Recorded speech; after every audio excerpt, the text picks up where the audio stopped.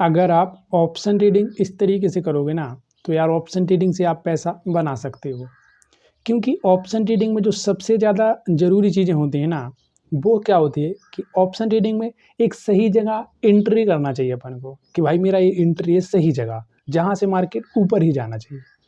और सही अपन को कॉल और सही पुट चुनना पड़ेगा ना, क्योंकि देखो अगर आप एटीएम भी चुनोगे ना, तो कहीं-कहीं एटीएम फ़ायदेमंद होती है ना, और कहीं-कहीं एटीएम दिक्कतदार होती है। तो आज की वीडियो में आपको एक सही तरीके से एंट्री पता चलेगी कि अपन को ऑप्शन ट्रेडिंग में कहाँ एंट्री करना चाहिए, जिससे आप सही तरीके से मार्केट से पैसा कमा सको, ठीक है? तो अपन चलते हैं वीडियो पर और वीडियो करते हैं स्टार्ट। लेकिन वीडियो स्टार्ट करने से पहले वीडियो को लाइक ज़रूर करें भाई, क्योंकि मुझे भी मोटिवेशन मिलता रहता है। और अगर आप नए हो ना, तो चैनल को भी सब्सक्राइब ज़रूर करें। अब चलते हैं अपन वीडियो पर। नमस्कार दोस्तों, अगर ऑप्शन ट्रेडिंग करना है ना, तो ऑप्शन ट्रेडिंग करने का एक तरीका होना चाहिए, जो तरीका मार्केट में चलता है। मतलब ऐसा तरीका नहीं कि वो मार्केट में ही चलता ही नहीं, लेकिन आपको उस पर ट्रेडिंग करना चाहिए, नहीं। जो मैं तरीका आपको बता रहा हूँ ना ऑप्शन ट्रेडिंग में, ये मार्केट में बहुत बहुत काम करता है। क्योंकि जो अपन ऑप्शन ट्रेडिंग करते हैं ना, तो अपन कॉल या पुट में बाय करते हैं ना, तो जो कॉल और पुट का मार्जिन बहुत जल्दी डीके होने लगता है, और कोई-कोई कॉल का मार्जिन उतना डीके नहीं होगा। तो अगर आपका ट्रेड भी सही होता है ना, तो भी आप उससे पैसा नहीं कमा सकते ना। लेकिन आज मैं आपको वो तरीका बता रहा हूँ ऑप्शन ट्रेडिंग करने का, कि आपको कौन-सी कॉल बाय करना चाहिए और कौन-सी पुट बाय करना चाहिए। मैं एंट्री भी बताऊँगा आपको कि जहाँ मार्केट अच्छा खासा वोलेटाइल रहता है, जहाँ आपको ट्रेड करना चाहिए, ठीक है?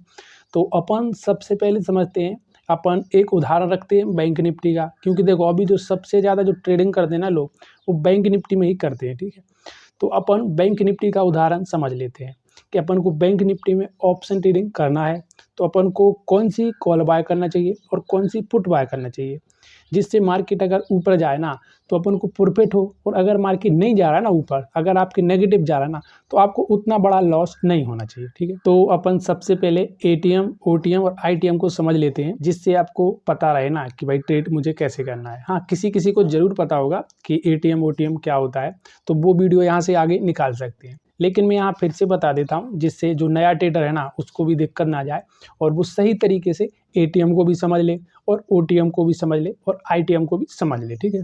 तो अपन बैंक निफ्टी के उदाहरण से समझ रहे हैं। अब वो बैंक निफ्टी की जो प्राइस चल रही ना उदाहरण पे, वो 50,000 चल रही, ठीक है? अब 50,000 चल रही ना, तो उसमें देखो अगर आप ऑप्शन चेन में जाओगे ना, तो वहाँ आपको 3 प्राइस मिलेंगी। एक मिलेगी एटीएम, एक मिलेगी आईटीएम, एक मिलेगी ओटीएम, ठीक है? और ये 3 चीज़ें होती हैं मार्केट में, चाहे कॉल में जाओ तो भी ये 3 रहेंगी, और पुट में जाओ तो भी 3 रहेंगी, ठीक है? लेकिन आपको इनको समझना पड़ेगा ना कि मार्केट में कैसे तरीके से काम करती है, और कौन-सी एटीएम होती है और कौन-सी ओटीएम होती है, ठीक है? तो सबसे पहले अपन एटीएम को अभी साइड करते हैं, एटीएम को मैं बाद में समझाऊँगा, ठीक है? अभी आप समझो ओटीएम और आईटीएम ये कैसे होती है, ठीक है? तो बैंक निफ्टी पे जो 50,000 के ऊपर चल रही ना, जो 50,000 के ऊपर चल रही ना, वो होती है ओटीएम, ठीक है? ओटीएम होती है। और जो 50,000 के नीचे चल रही है, मतलब मार्केट प्राइस है ना, उसके नीचे चल रही है ना, वो होती है आईटीएम, ठीक है?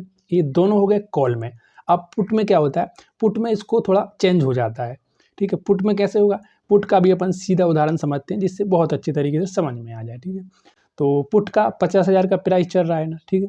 तो जो 50,000 के नीचे रहेगी ना, वो हो जाएगी आईटीएम, ठीक है? और जो 50,000 के ऊपर रहेगी ना, वो हो जाएगी ओटीएम, ठीक है? ये दोनों आपको समझ में आ गया। अब एटीएम में कोई नहीं समझना, एटीएम में आपको समझना ही नहीं है कि एटीएम कैसे होती है। एटीएम क्या होती है मालूम है? कि जो मार्केट प्राइस चल रही ना, जैसे कि 50,000 चल रही ना, तो 50,000 पे ही मार्केट है ना, तो वो आपकी एटीएम होगी, चाहे कॉल में ले लो, चाहे पुट में ले लो, वो दोनों एटीएम हो जाएगी, ठीक है? अब जब आप ट्रेड करते हो ना, तो इसमें अंतर होता है कि ओटीएम की प्राइस थोड़ी कम रहती है, और आईटीएम की प्राइस थोड़ी ज़्यादा रहती है, क्योंकि आईटीएम रहता है सिक्योर्ड रहता है, उसमें ज़्यादा लॉस होने की संभावना कम रहती है, ठीक है? देखो ये तो आपको समझ में आ गया।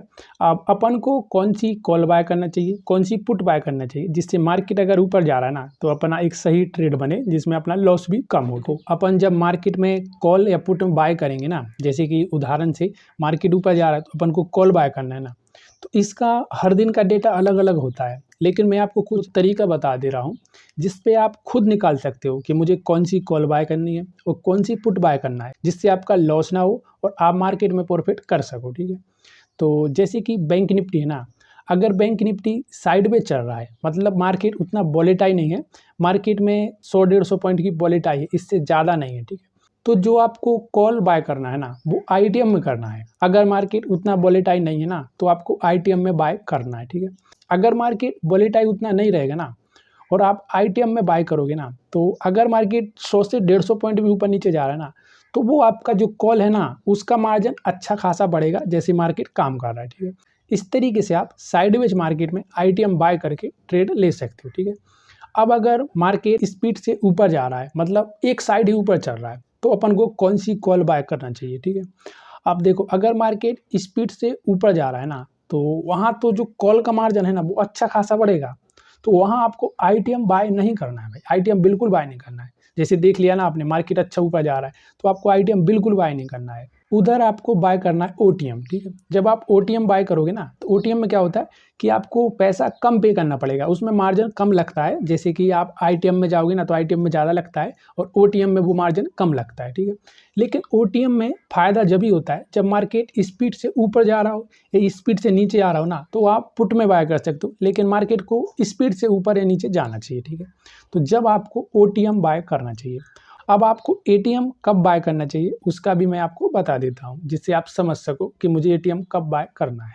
अब आपको एटीएम कब बाय करना है ना, एटीएम आपको जब बाय करना है जब जो बैंक निफ्टी है ना, तो बैंक निफ्टी की जो मंथली एक्सपायरी है, जैसे अगर वो 1 दिन या 2 दिन पास में है ना, तो जब आपको एटीएम बाय करना है।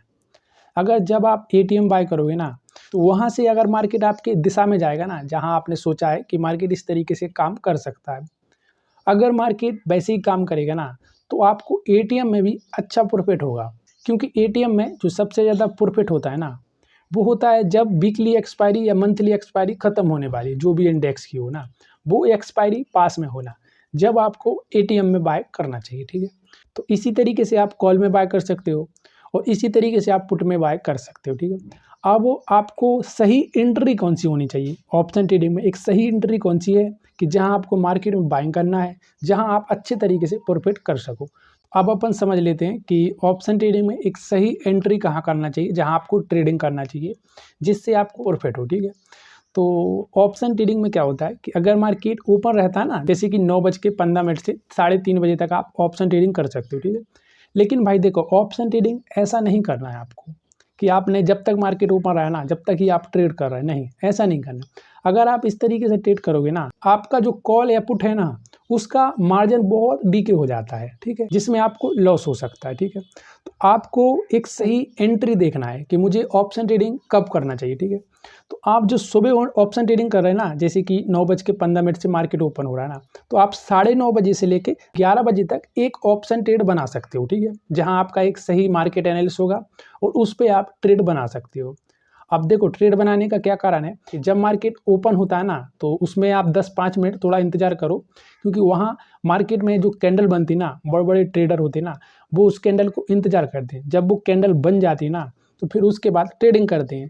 तो आपको भी 9:30 बजे से लेके 11 बजे तक आपको एक ट्रेड बना लेना है। अगर आपका ए ट्रेड बन जाएगा ना 11 बजे तक, तो आपको प्रॉफिट हो सकता है, अगर आपका मार्केट आपके साथ चलेगा, ठीक है। अब दूसरा ट्रेड आपको उसके बाद नहीं लेना है, जैसे कि 11 बजे आपका ट्रेड खत्म हो गया ना, तो आपको 12 बजे नहीं लेना है, ठीक है।